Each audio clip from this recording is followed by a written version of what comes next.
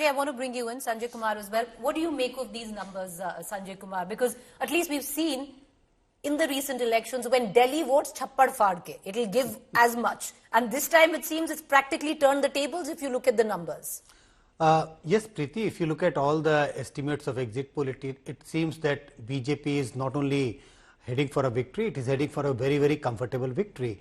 The vote share estimates for BJP by different polls in the range of 49 to 44, 45%. If in almost a bipolar contest with Congress getting slight vote like 8 or 9% vote, if BJP manages to get 47, 48% vote, it is going to be a landslide victory for BJP. Do you agree with these numbers, Sanjay? I agree with the direction of the most of the exit poll. I think yes, BJP has an edge, but my own sense is that my own estimate is that 48-49% for vote for BJP is too high an estimation. My own estimate is roughly in the range of 43-44% votes for BJP and maybe 40% for Aam Aadmi Party. That's very close then. That's a slender edge to the BJP. Not slender edge, but a 3 or 4%. So you're saying 44% for the BJP? 3 or 4% lead in the vote share should give them a very good majority. So that's my estimate. My own sense is the many polls which are indicating that 49 or 50% votes for BJP. In my opinion, it's too high an estimation, but it can happen. BJP has got more than 50% votes in the Lok Sabha election, not once, more than once. Maybe the preference of the voter earlier, which they used to vote for BJP in Lok Sabha and they used to shift to Aam Aadmi Party earlier, maybe they have decided not to go with Aam Aadmi Party this time and stick with BJP even in the assembly election. Before I go across to Yashwant Deshmukh, I'll bring in Amitabh Tiwari, because Amitabh Tiwari, what clearly now, at least if you go by these numbers, the indication is very clear.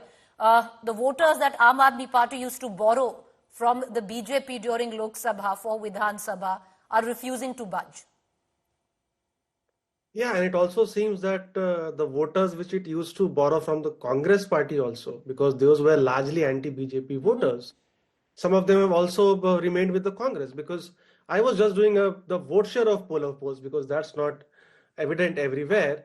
And if you see, 47% average BJP is getting, 42 Aam Aadmi Party and Congress 8%.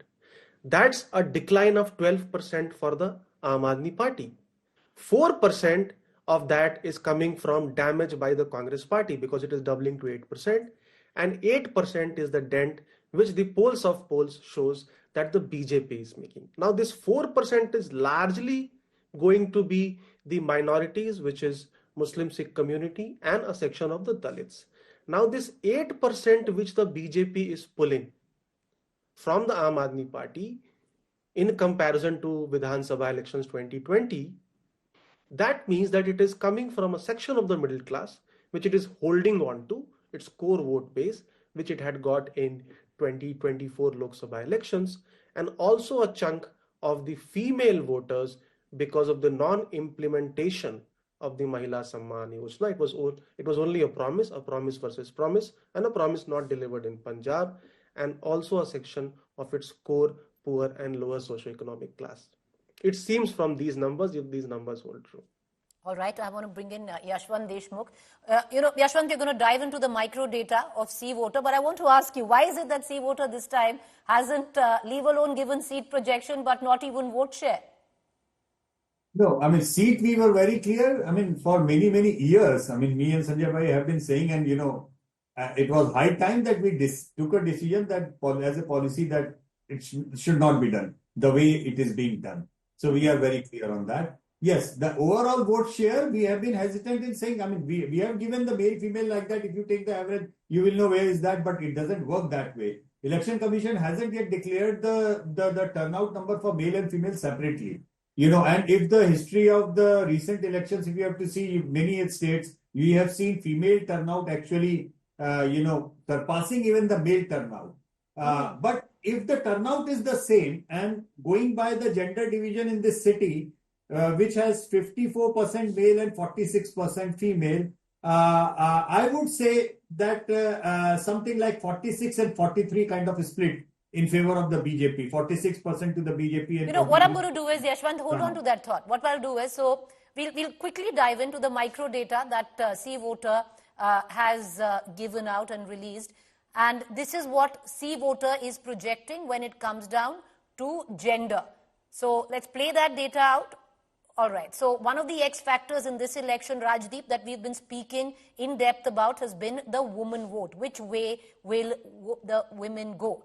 And C voter projection, the micro data of C voter in that is, it's very stark, Rajdeep. You flip it around, both ways works. For male, the BJP is 51.4% of men have voted for the Bharatiya Janata Party, and 34.3% women have voted for the Bharatiya Janata Party.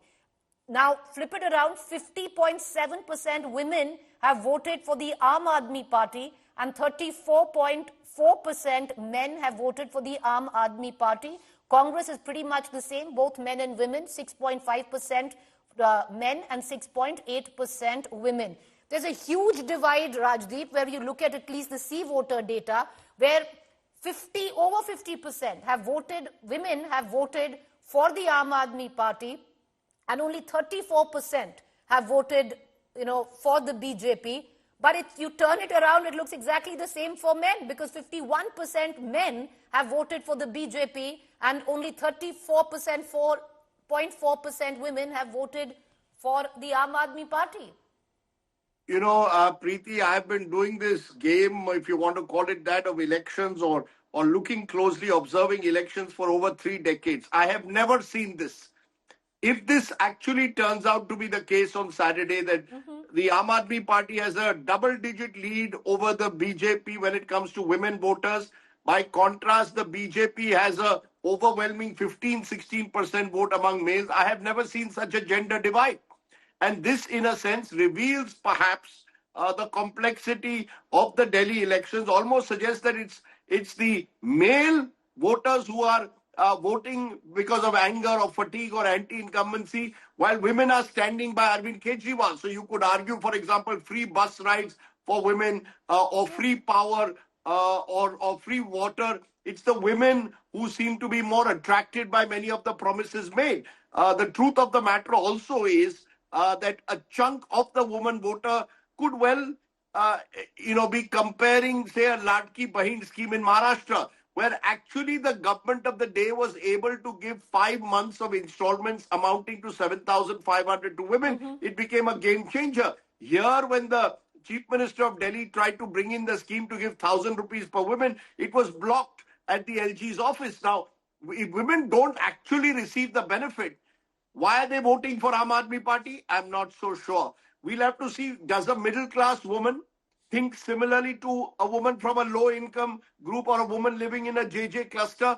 Even within gender, I'm sure that you will see if there is a further breakup done of divergences that emerge. But I can tell you this, in all the years that I have covered elections, I haven't seen such a major difference between men and women. You could have a Mamta Banerjee getting 7-8% more among women and maybe equal among men. But to see such a big difference, it's astounding. It's almost as if there are 2 Delhis voting. One is the female Delhi and one is the male Delhi. I mean, I think Yashwant has really stuck his neck out by putting up that figure.